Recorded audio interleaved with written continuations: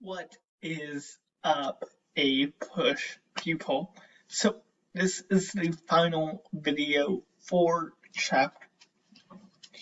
chapter 10, and we are going to be talking about something that will impact American history for a long time, even until now. So, let's start. We are talking about the two-party system.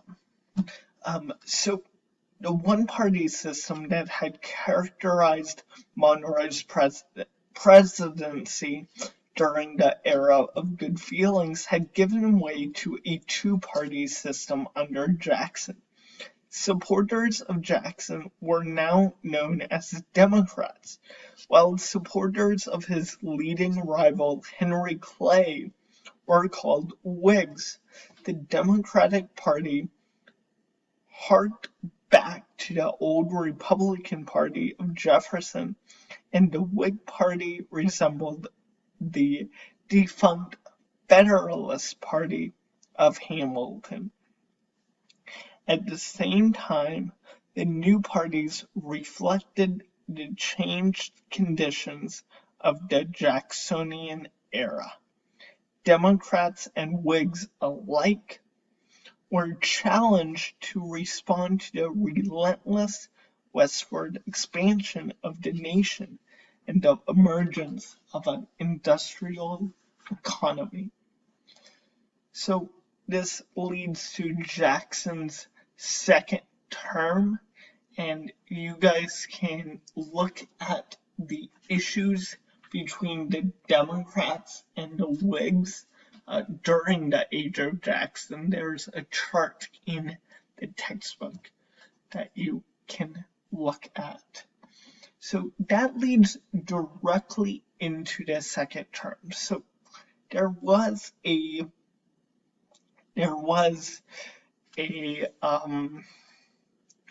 the two parties are really going to strengthen throughout history. After winning re-election in 1832, Jackson moved to destroy the Bank of the United States. That's what he ran on during his re-election, to destroy the Bank of the United States. So he did this in two ways: pet banks and specie circular. Pet banks. Jackson attacked the bank by withdrawing all federal funds. Aided by Secretary of the Treasury Roger Taney, he transferred the funds to various state banks, which Jackson's critics called pet banks. As a result of both Jackson's financial policies and feverish speculation in Western lands, prices for land and various goods became badly inflated. Jackson hoped to check the inflationary trend by issuing a presidential order known as the Specie Circular. It required that all future purchases of federal land be made in gold and silver, rather than in paper banknotes. Soon afterwards, banknotes lost their value.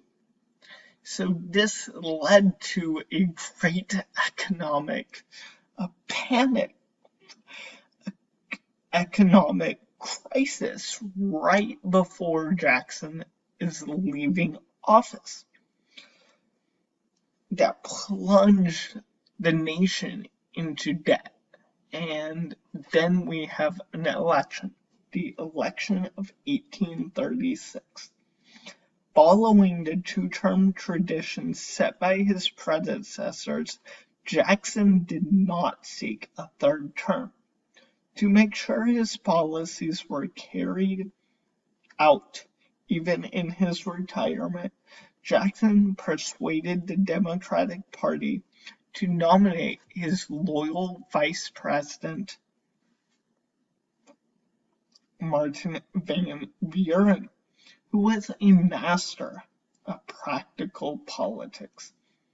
Fearing defeat, the Whig Party adopted the unusual strategy of nominating 3 candidates from 3 different regions. In doing so, the Whigs hoped to throw the election into the House of Representatives,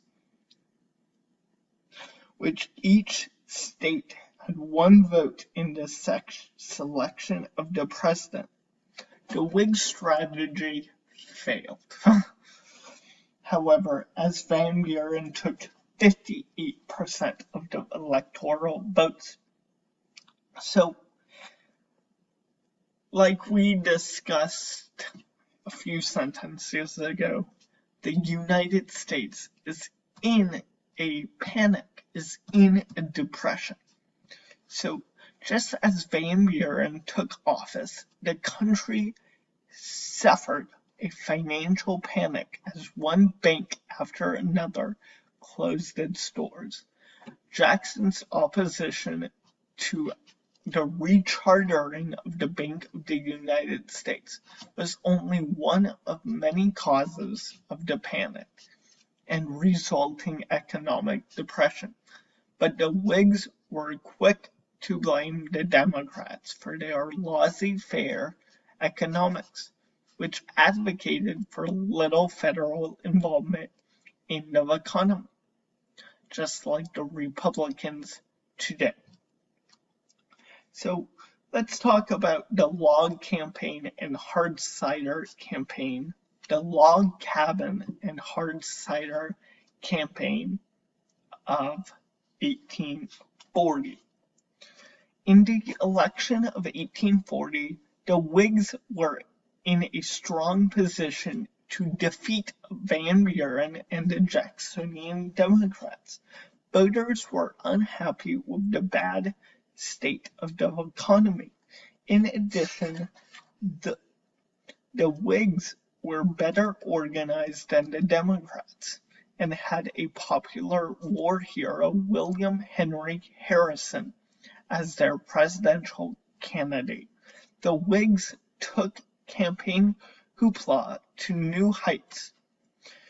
To symbolize Harrison's humble origins, they put log cabins on wheels and paraded them down the streets of cities and towns. They also passed out hard cider for voters to drink and buttons and hats to wear. Name-calling as a propaganda device also marked the 1840 campaign. The Whigs attacked Martin Van Buren as an aristocrat with a taste for foreign wine. A remarkable 78% of eligible voters, white males, cast their ballots. Old Tippecanoe and John Taylor of Virginia, a former states' rights Democrat who joined the Whigs, took 53% of the popular vote and most of the electoral votes in all 3 sections, North, South, and West. This election established the Whigs as a national party. So the 2-party system, we have the 2 parties fully entrenched and ready to go. However, Harrison died of pneumonia less than a month after taking office, and his accidency, John Taylor, became the first vice president to ascend to the presidency. President Tyler was not much of a Whig. He vetoed the Whigs' national bank bills and other legislation and favored Southern and expansionist Democrats during the balance of his term.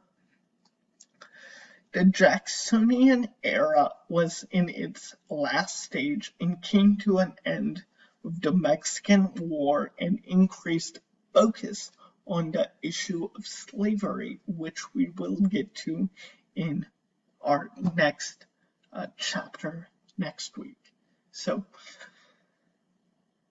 that was it on this formation of these two political parties.